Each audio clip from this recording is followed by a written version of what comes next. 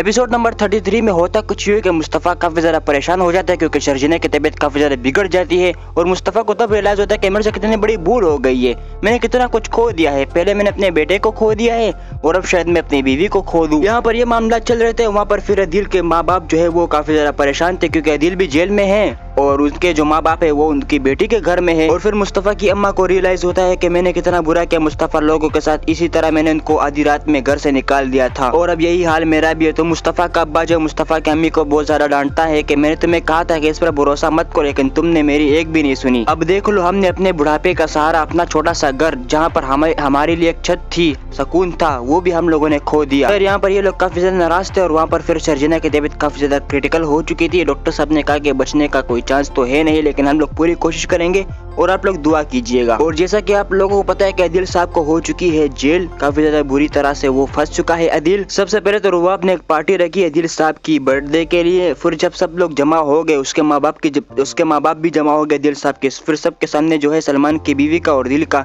राज खोल दिया कि इन लोगों का आपस में अफेयर है। और फिर सलमान की बीवी का अदील साहब का और अदील साहब के अम्मा अब्बा काफी ज्यादा जो है ना वो कर दिया, इंसल्ट कर दी रुबाब ने। और फिर एक फेक केमिकल ट्रांसपोर्टेशन के जुर्म में अदील साहब को गिरफ्तार भी करवा दिया रुबाब ने। और अदील के गिरफ्तार होने के बाद उसके माँ बाप को भी अपने घर से निकाल दिया और कहा कि तुम लोग अभी सड़कों पे भटको, तुम लोगों की औकात यही है, तुम लोग मिडिल क्लास वाले लोग हो, तुम लोग नीचे हो, नीच ही रहोगे। और सलमान की जो बीवी थी जिसका अफेयर था अदील साहब के साथ, वो भी काफी ज्यादा गुस्से में हो जाता है सलमान और वो उसको छोड़ देता है और अपनी वाइफ को बोलते हैं कि मैं तुम्हारे लिए कितना कुछ नहीं किया, कितनी मोहब्बत तुम्हें दी, कितना सब कुछ तुम्हें दिया, लेकिन फिर भी तुम मेरे साथ ऐसा कर रही थी। फिर यहाँ पर ये मामला चल रहे थे। वहाँ पर फिर जो मुस्तफ़ा का जो ससुर है, मतलब शर्जीना का अब्बा साहब, वो काफी ज्यादा नाराज थे और वो मुस्तफ़ा को बोले थे अगर मेरी बेटी को कुछ हुआ तो मैं तुम्हें छोड़ूंगा नहीं।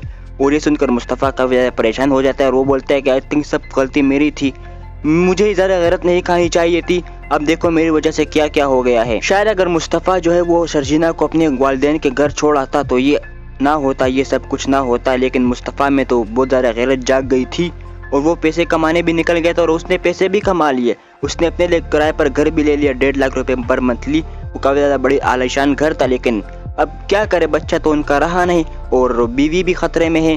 अब देखना है कि उसकी बीवी बच पाती है या फिर नहीं। अब जो है ड्रामे में मामला काफ़ी ज़्यादा बिगड़ चुके थे यहाँ पर मुस्तफ़ा लोगों के।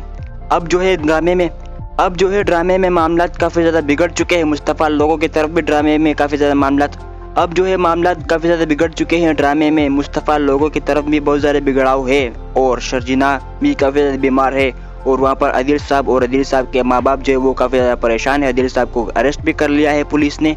अब देखना ये होता है कि क्या अदील साहब छुड़ा पाते हैं अपने आप को और शर्जीना बच पाती है और क्या फिर उसके बाद मुस्तफ़ा को रियलाइज़ होता है कि मैंने बुरा किया और क्या वो फिर उसके बाद उसके साथ ठीक रवैया रख पाता है शर्जीना के साथ या फिर नहीं।